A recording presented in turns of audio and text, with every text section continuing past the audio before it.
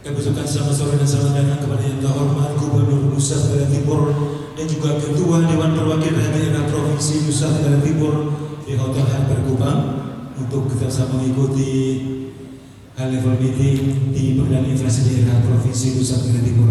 Kami silakan kepada Gubernur Nusa Tenggara Timur untuk menempati tempat di depan. Bapak Ibu hadirin yang kami hormati dan kami kasihi, selanjutnya mari kita dengarkan bersama arahan Gubernur Nusa Tenggara Timur. Kepada Bapak disilakan. Baik, terima kasih. Yang terhormat Ketua DPRD Provinsi NTT, Ibu Emin Mauleni, yang hari ini memang secara khusus ini bersama, dan saya pikir juga kita kalau Ketua DPRD juga mau usul dan masyarakat. Setuju ya? Biar cepat nyambung ke DPRD lebih cepat. Yang saya hormati Kepala Kejaksaan Tinggi Provinsi NTT atau mewakili. Terima kasih Pak. Kepala Kejaksaan Daerah Provinsi NTT. Terima kasih. Ketemu lagi. Komandan Resort Militer Bunda Sakti, Komandan Barat, mewakili. Terima kasih Pak. Nah ini Kepala Program Bank Indonesia Provinsi NTT. Pak Adi ya. Mantap. Kemudian Kepala OJK.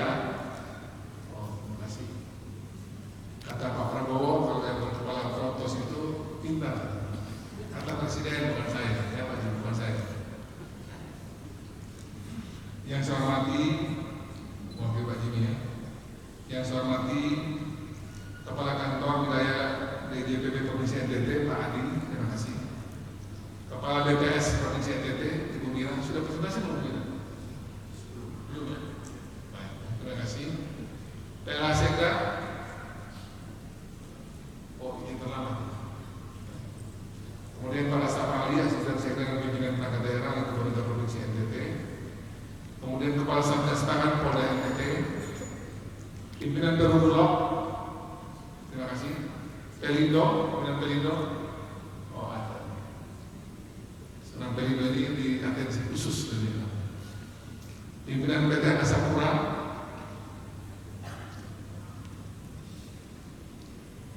Oh ya. Ini kita kapan mulai ini penerbangan perdana internasional? Sudah sinyal sudah. Hilang belum kelihatan. Waduh. Coba masih dibantu hilang dan bisa cepat kita mau lebaran. Kemudian Pertamina, oh, terima kasih. Kemudian ada indikator karantina nih. Ini karantina ini ternyata cukup berbahaya dan punya informasi. Kita masih dapat data terus. Pimpinan kantor KSOP sampai hadir ya. KSOP. Ketua Kadin ada ya. Ketua Dirut Bank NTT saya juga ada. Pimpinan PT Bank Himbara ada semua ya. Bank BNI. Terima kasih. BNI, BRI. BNI kan ada.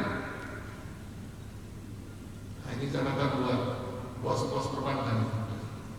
BNPM. Ini program perumahan ya BTN. Kemudian Mandiri. Untuk pertemuan khusus nih. Bank Syariah. Baik, terima kasih. Ketua DPDH MSI.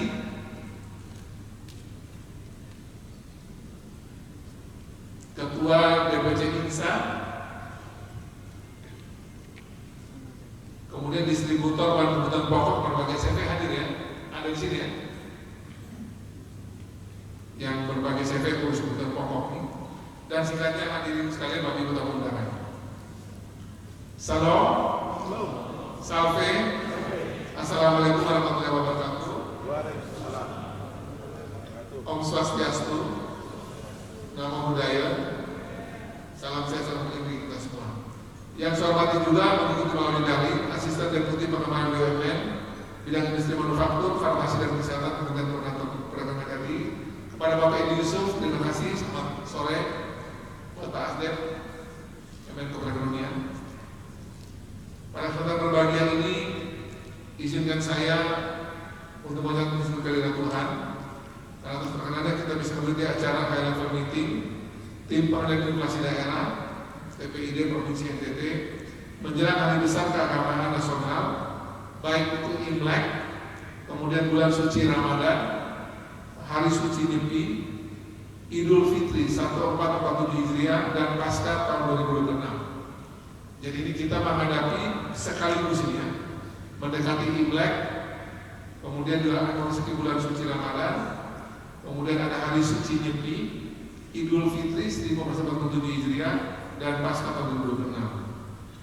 Sehingga pertemuan ini tentu bukan cuma koordinasi tapi juga menjaga rasa aman dan memastikan bahwa dapur rakyat, daya beli, keluarga kecil dan kepastian hidup kebutuhan masyarakat kita sehari bisa kita pastikan dijalankan dengan baik. Sekali lagi saya mohon maaf sebesar-besarnya kami agak terlambat karena baru selesai tadi acara di ibadah di Demi, jadi saya terlambat bersama Bu Ketua sampai ke sini. Tema yang kita usung, sinergi memperkuat ketahanan pangan untuk ekonomi NTT yang tumbuh dan berkelanjutan, tentu menjadi relevan dalam kondisi saat ini karena sekali lagi kita sedang berada pada situasi yang ini ada dua sisi yang harus kita syukuri dan harus kita juga perbaiki dengan baik ke depan. Kita syukuri karena data dari BPS terakhir pertumbuhan kita di triwulan ketiga itu 5,34%. Ya Bu Gina, kita tepuk tangan dulu buat pertumbuhan kita yang baik ini.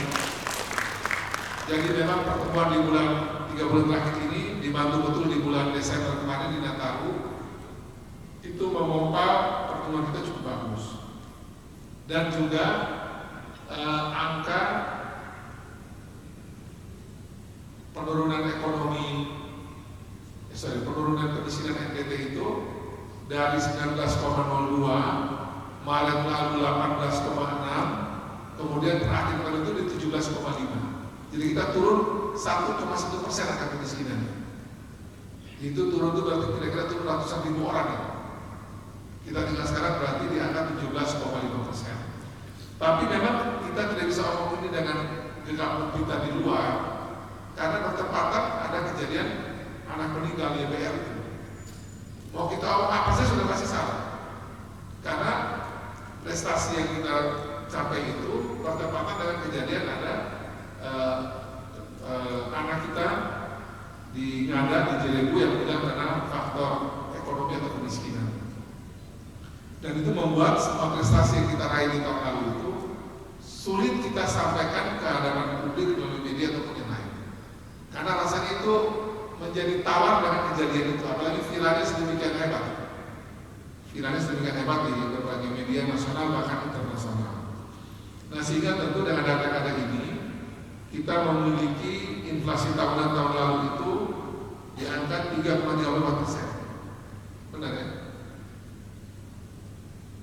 Tertinggi itu di Waingapu 4,77, TTS 2,38. Kemudian juga tekanan itu terbesar berasal dari makanan minuman dan tembakau, di mana inflasi bulanan itu mencapai 0,5%. Di sisi lain, kita tumbuh di triwulan terakhir sebenarnya 5,34%. Itu ditambah terutama dari sisi sektor pertanian, kehutanan dan perikanan sebesar 28,58%. Dan sisi pengeluaran itu dilakukan konsumsi rumah tangga sebesar 65,16%. Kemarin ada teman saya yang menulis di Kompas, saya minta Musia itu share di kita punya grup itu.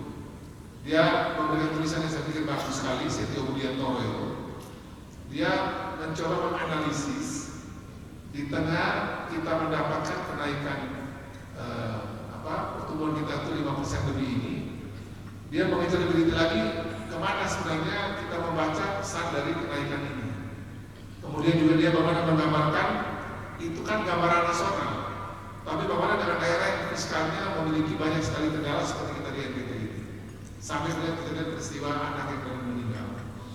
Nah dari sisi ini tentu kita mesti betul-betul memastikan bahwa pertumbuhan kita itu memang baik, bisa di atas 5%, tapi juga tidak lupa adalah bagaimana itu berkualitas dan dia pemerataannya jalan. Kita tidak mungkin menikmati pertumbuhan yang sebaik apapun itu kalau memang pertumbuhan itu dia memusat pada sekelompok orang. Ya kejadian di Ngada ini atau juga saya pikir banyak juga yang seperti itu. Di TTS pasti banyak, di Manggarai Timur, di Sumba Barat Daya, di beberapa kabupaten yang lain juga di NTT. Yang kejadian seperti itu pasti banyak, cuma itu tidak tercover medianya. Nah ini dia tercover media yang tulis demikian baik sehingga betul-betul memukul perasaan kita satu republik ini. Nah dengan demikian tentu pertumbuhan ekonomi ini tidak bisa kita syukuri semata-mata bahwa ada pertumbuhan yang baik di NTT, tapi kita diminta untuk ditanya seberapa jauh itu dia netes ke bawah. Tetesan ke bawah ini lebih penting agar dia bisa menyentuh terutama dan kita prioritaskan kepada mereka yang menjadi kelompok rentan. Kelompok rentan itu miskin ekstrim, kemudian disabilitas, dan kelompok yang memang berada pada suasana yang seperti ini. Sehingga isu yang hari ini kita angkat, ya, tema yang kita angkat tentang ketahanan pangan dan stabilitas harga, ini bukan lagi sudah isu ekonomi, tapi ini fondasi ketahanan sosial kita dan ini menjadi bagian dari hidup matinya warga masyarakat yang masuk kategori miskin ekstrim. Nah jadi sekali lagi isu ini membuat kita isunya ketahanan pangan ataupun membeli pangan dengan terjangkau, tapi bagi masyarakat miskin ekstrim itu sudah menyangkut tidak bisa beli, ada yang meninggal. Nah ini yang saya pikir sekali lagi kita bicara di forum ini, mudah-mudahan pertemuan yang kita raih yang bagus itu mungkin bisa kita kejar dari tetesan ke bawahnya ke arah mana saja, menyentuh siapa saja di bawah yang bisa menikmati pertumbuhan ini. Saudara-saudara saya hormati, tentu saya berterima kasih karena hari ini kita masih melihat bahwa ketersediaan stok, kelancaran distribusi, keterjangkauan harga dan komunikasi yang efektif ini masih berjalan dengan baik di antara kita semua sampai ke bawah. Jadi 4 kali ini masih berjalan dengan baik. Ketersediaan stok kalau kita cek di Pertamina, di Bulog, di Pelindo dan semua tempat itu relatif laporannya bagus. Kemudian kelancaran distribusi juga relatif masih laporan sampai ini masih baik. Keterjangkauan harga juga relatif masih oke. Tentu untuk yang keluarga miskin ekstrim atau keluarga miskin di desil 1 2 masih kita antisipasi dengan baik. Dan yang ketiga adalah komunikasi yang efektif. Nah ini yang tentu kita jaga betul agar dalam kondisi yang serba sulit ini kita tetap menjaga agar bonum komune kesatuan bersama kita di NTT ini bisa dinikmati. Saya betul-betul mengetuk pintu hati kita semua agar kita ini beruntung masih bisa bicara di tempat yang baik ini, yang bagus ini, yang mewah ini. Memang kalau lihat di bawah itu apa ya? Isu masyarakat bawah itu sangat konkret dan harus diberesin di hari itu juga kan. Jadi kalau ada situasi yang tidak bisa kita jangkau, masyarakat bawah ini, memang kejadiannya sementara di luar harapan kita.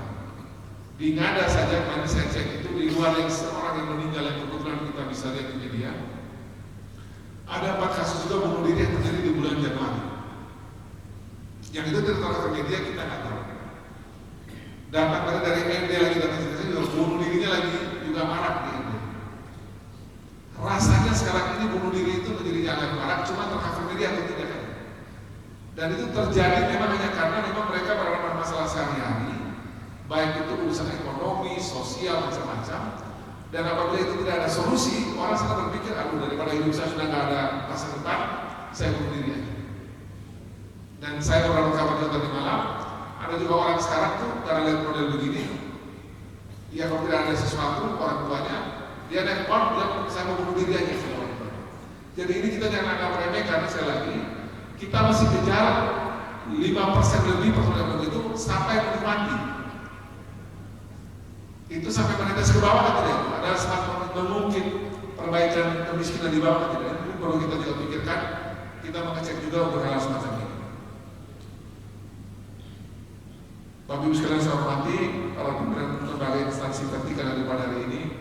Saya juga ada dari Bea Cukai, dari mana lagi mencoba saya sebutnya, dari berbagai instansi yang ada di sini.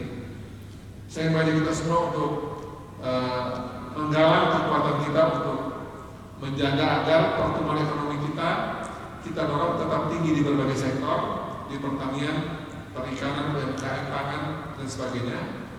Tapi pada saat yang sama juga, mumpung kita ini orang-orang yang mengerti dan juga pelaku dan pengusaha dan juga yang menentukan hitam putihnya ekonomi NTT, saya berharap agar kita juga mulai memikirkan bagaimana agar pertumbuhan ataupun produksi ataupun rantai ekonomi yang kita gulirkan ini itu juga punya dampak ke samping, ke bawah, ke atas, ke kiri, kanan, dan seterusnya ini kepada masyarakat terutama di desa-desa 1-2 yang sangat membutuhkan perhatian dari kita sudah ada di sini.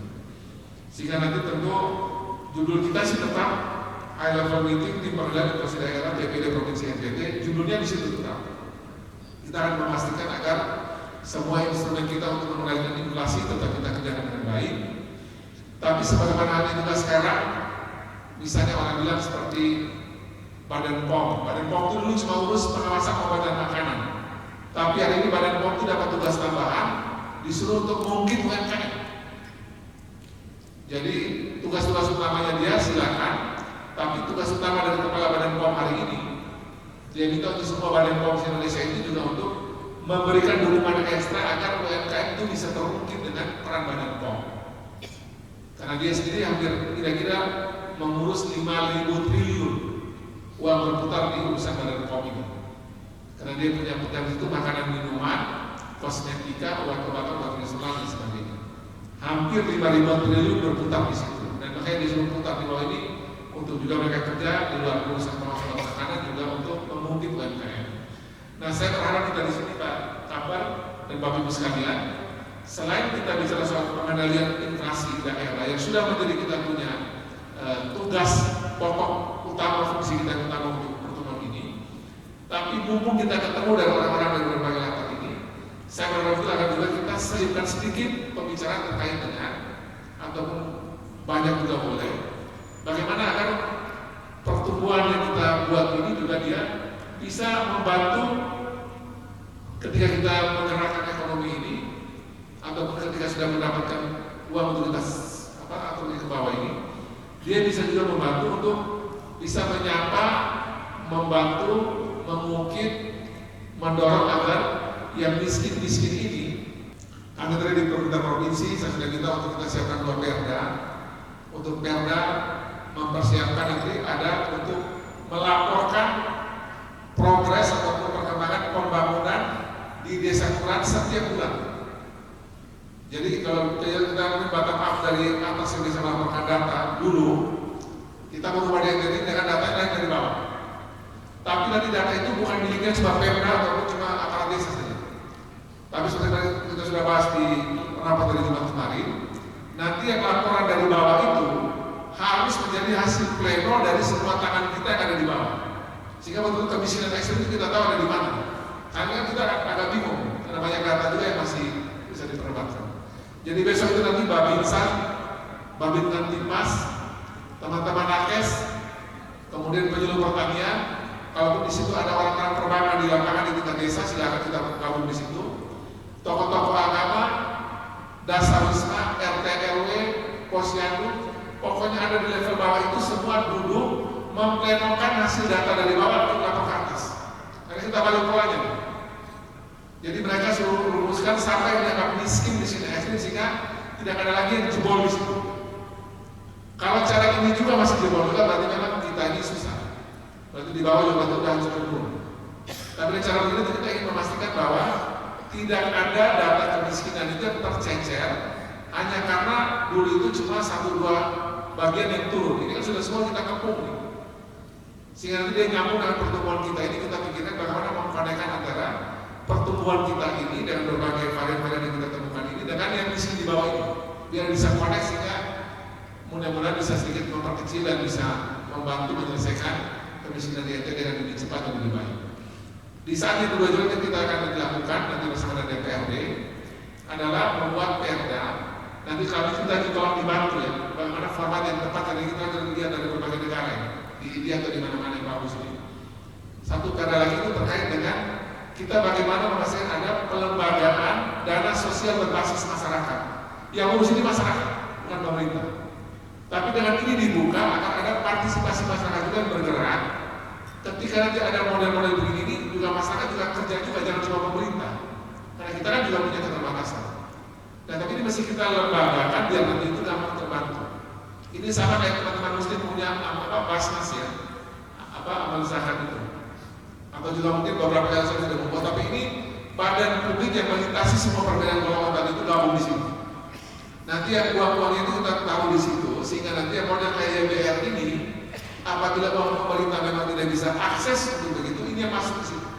Sehingga nanti jaring pengawal sosial kita ini bergerak sekaligus, yang pemerintahnya bergerak, yang swasta pun juga ikut di situ.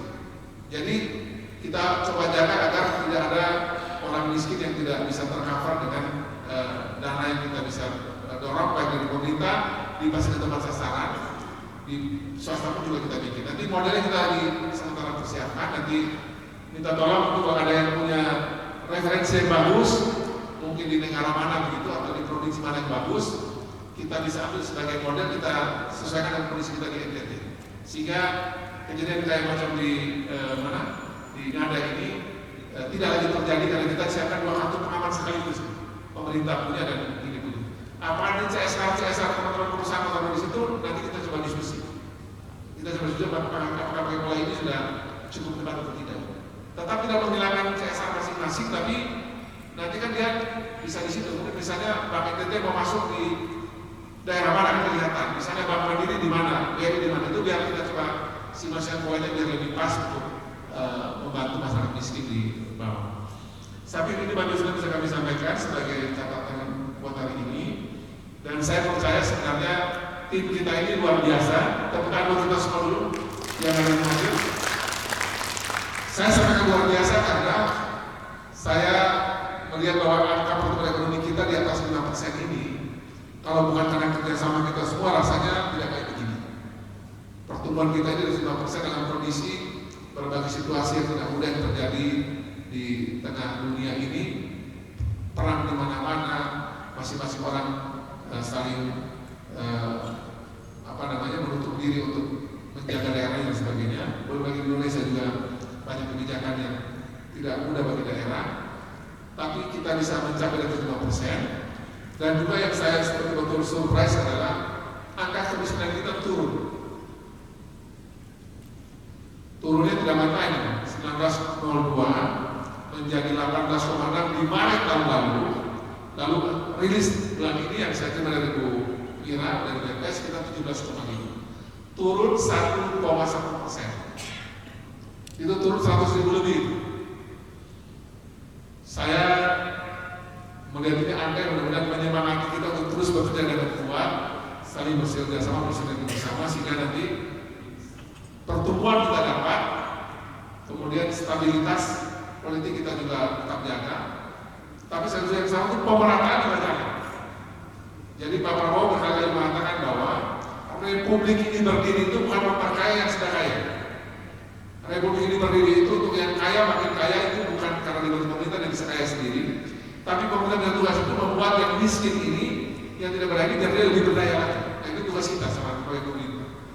Jadi yang sudah kaya biar makin kaya dengan cara sendiri, tapi pemerintah punya tugas ini tolong menjaga agar yang masih miskin kita jaga dan dia bisa naik pelan-pelan, bisa jadi berdaya lebih depan. Nah, inilah saya pikir tugas kita hari ini.